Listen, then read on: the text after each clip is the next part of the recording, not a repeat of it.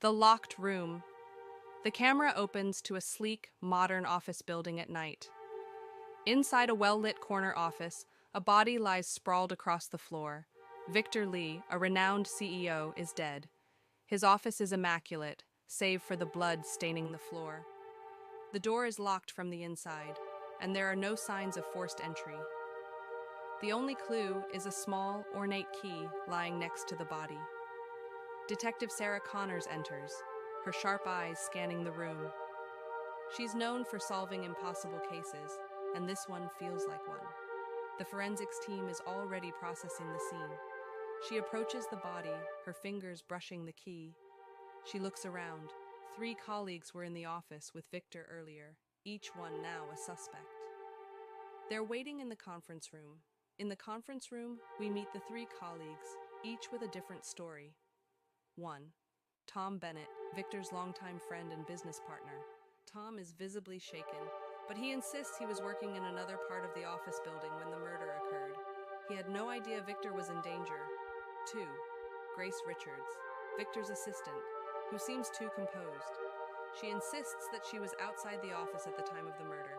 She mentioned she'd been working late and was about to leave when she heard the door lock from inside. 3. Emily Hayes, the head of finance. She appears calm but slightly defensive when questioned. Emily claims she was in a meeting in another room and didn't hear anything suspicious until the police arrived. Sarah eyes them carefully. Each person has a motive. Tom for money, Grace for a promotion, and Emily for a business deal that had recently gone awry. But something doesn't add up. Sarah begins with Tom. She asks about the events leading up to Victor's death.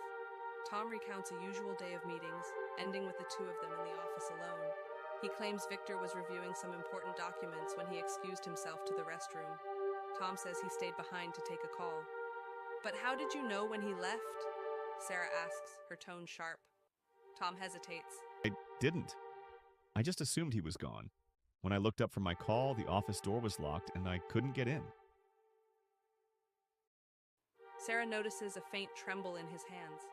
"Tom, why didn't you call the police when you found the office locked?" she presses. I tried calling Victor's cell, but no one picked up. He looks uneasy now. Next, Sarah turns to Grace, the assistant. Grace's calm demeanor doesn't seem to match the gravity of the situation.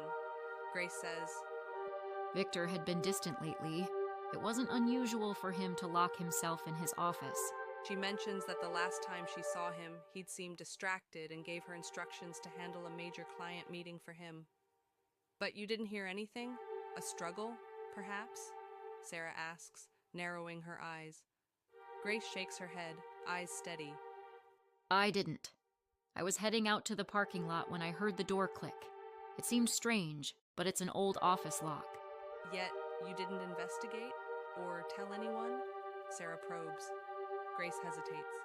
No, I thought he was just finishing up. I didn't want to disturb him. Finally, Sarah turns to Emily, who's been silent for most of the interviews. Emily's a little too collected, too guarded. Sarah digs deeper. Emily is calm, but her eyes dart away when Sarah mentions the locked office.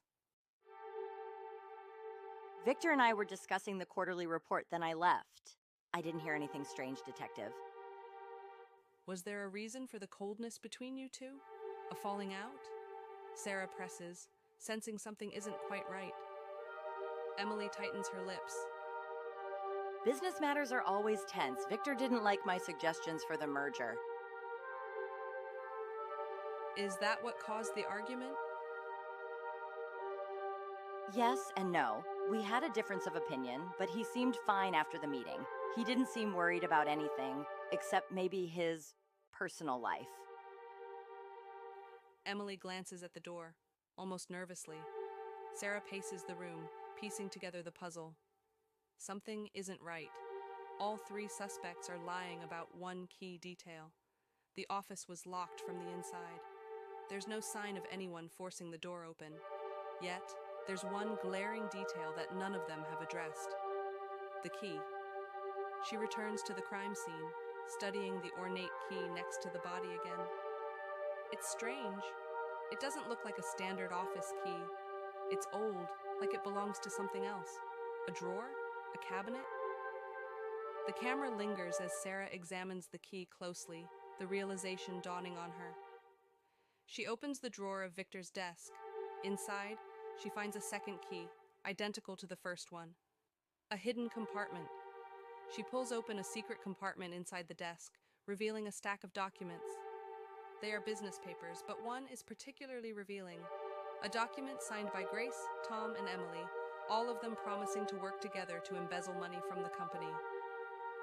Suddenly, Sarah's face changes, and she pieces together the truth. She heads back to the conference room.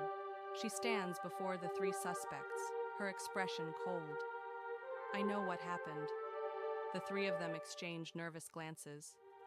You all lied about the lock, Sarah says, but you weren't the ones trying to get in. Victor was about to expose your scheme. He knew you'd been taking money from the company, and when he confronted you, well, you didn't have much choice. But it wasn't one of you who locked the door. The suspects are silent. It was Victor, Sarah concludes. He locked the door himself, but before he could alert anyone, he triggered a hidden mechanism in the desk that released a poison capsule. He planned his own death to frame you all. The twist hits. It wasn't just about business deals gone wrong.